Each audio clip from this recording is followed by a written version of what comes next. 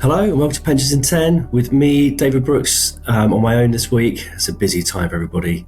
Lots of trustee meetings, everybody flying around. So I'm in London this week. It's very exciting to be down here in Coventry tomorrow, flying all over the different Broadstone offices. So maybe a slightly different Pensions in 10 this time. I'm just going to take you through a few things that are buzzing around to give you a sense of the level of noise that's going on in the pension space right now. There's so many different things going on. So firstly, I wanted to just quickly touch on a couple of SPP papers. So the slide C for pensions professionals. I've been doing some thinking. One of these was a little while ago, so a couple of weeks ago, but we didn't mention it. And one is more recent. So they did a paper on salary sacrifice, which was just before the rumours really kicked off around the budget. So, of course, we've got the rumours, pretty strong rumours now. It's been bedding in over the weekend that the budget on Wednesday, that Rachel Reeves is very highly likely to change salary sacrifice so that anything paid into a pension over £2,000 would be subject to employer and employee national insurance. So, obviously, an unwelcome move, I think, but perhaps we should be grateful it's only a relatively minor change. So rather than getting rid of salary sacrifice completely, so there is still some benefit to doing so into a pension. But we shall see what she says. But the SPP did a paper looking through some of those areas around what the changes would be, what would they look like.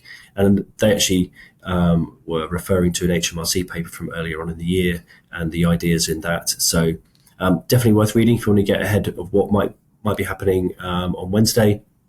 In addition, the SPP have also done a paper on pre-97 increases. This is a story that keeps flying around. I've seen a campaign the last few days that there's a campaign to get pre-97 increases placed on all pension schemes, and whether the government would like to do that. Something that comes and goes. It was definitely something that previous pension ministers have thought about, and so far not proceeded with. Potentially quite a controversial area, but the pre-97 debate continues. So a couple of interesting things there to note. We also had the PPF consulting on their levies. So they're consulting on the let me get this right, I think it's the 26-27 levy. I can barely remember now. But also confirming there'll be zero levies for the 25-26 year, and then looking ahead to next year. And there's some technicalities there. They're still a little bit nervous around the pensions bill. Still got yet to go through Lords. They need some provisions in there to allow them to have a levy of zero. So they're technically having a levy cap of 45 million, but for conventional schemes, so conventional schemes are defined as schemes with a traditional employer sponsoring the arrangement. Conventional schemes will get a levy of zero. You won't get an invoice or anything. You just won't hear from the PPF.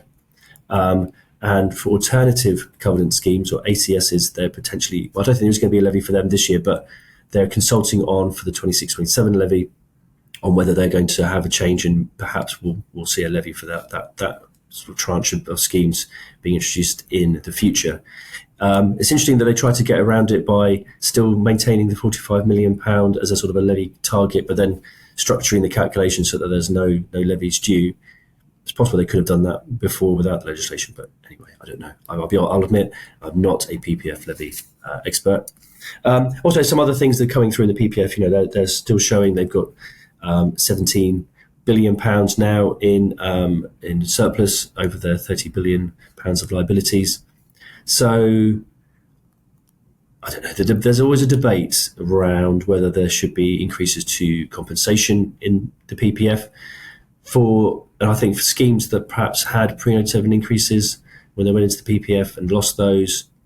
There's an argument. I think there's a pretty good argument that those schemes should still get those benefits. Some of those benefits would have been GMP, which, of course, would have had some kind of guaranteed increase of inflation up to 3% from after 1988.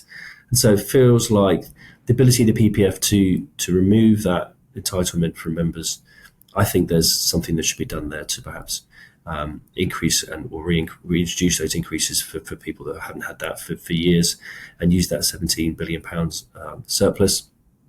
Although, you also have to think about what Rachel Reeves and the Pensions Minister would think about such a big surplus, and whether this could be used in any way for the wider economy and the wider government spending. So it's money that's there that doesn't appear to be needed in the short term. I suppose it's a similar debate in some ways to sponsors with surpluses and ongoing schemes, and when the right time is to take a surplus out. When can you be sure that you're not going to reintroduce a deficit in the future? But I think there's, perhaps with who ultimately backs the PPF, I don't know.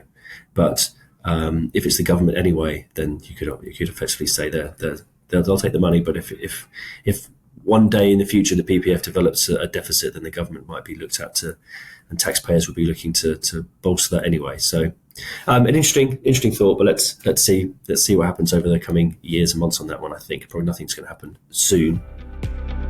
I've already touched on the budget. Haven't heard many other rumours of anything else happening from a pensions perspective. So we still think it's just the salary sacrifice thing that's going to affect pensions. The tax-free cash, frustratingly, it's one of those things that's frustrating. It's frustrating in a way because the Treasury will say they don't speculate about what will be or won't be in the budget in the lead up. And so silence normally means, well, nothing. You shouldn't read into it. But then they have since briefed that they are not going to be looking at tax-free cash at this budget. I still think it's highly unlikely that they'll look at it at any budget soon. I just don't see it as being a really a gift that does the government much good. Really just ruins their reputation as being tinkering with pensions. Doesn't really bring much money in because you'd have to have a range of protections anyway. So it's not to stop members. We'll still keep ringing. So within Broadstone Towers, we're very conscious and aware of members calling up, asking about it, and relatively vexed that it's going to get changed. But we're trying to reassure them as best we can that we don't think there's going to be a change. But of course, we don't know. So there's only so much we can say. There's always in these sorts of things, get independent financial advice before you make a decision.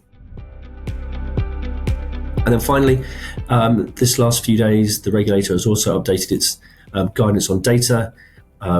This was something they've been talking about for a little while. So we've got on the sort of in the regulator's website, there's a few different areas where data is picked up. So they've consolidated that in one place. So we've still got the general code, talks about data, but then we've got most of the data guidance put in one place. So that's definitely worth keeping up to date with.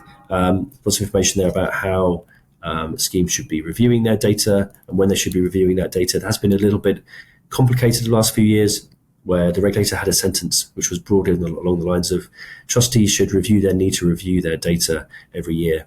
I didn't really understand what that meant. My interpretation was always that you don't necessarily have to do a data report or get a data report from your administrators every year, but you should at least think about it. So you can imagine for a closed DB scheme where nothing has really happened since the last report was run, maybe a few events, member events, retirements, deaths, whatever there may be, it'd be an idea to have a review. Otherwise, there wouldn't be much value in that, so perhaps not. Though if you're an open DC scheme with lots of members coming and going and lots of contributions coming in, then there's perhaps more of a requirement to do that because data is changing. You don't want data to erode over time and things to get worse.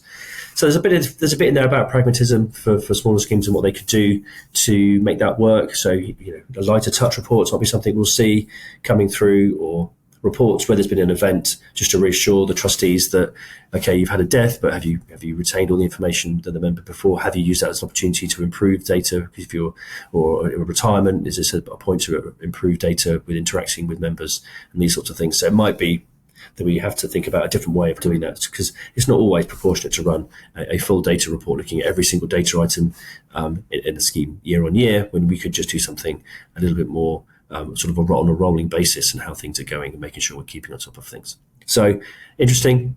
So hopefully that's given you a taste of all the things that's flying around with pensions.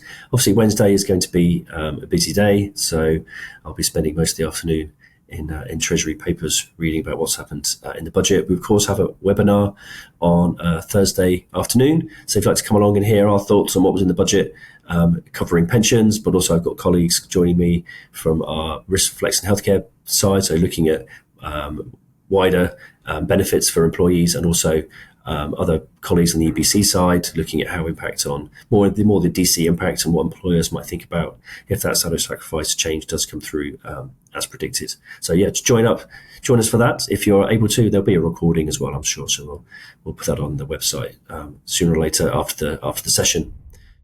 So that's it for this week. So thank you for joining me for this Pensions in 10 episodes.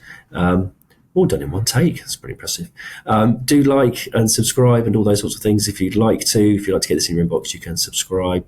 Otherwise, I look forward to speaking to you again next week. Thanks. Bye-bye.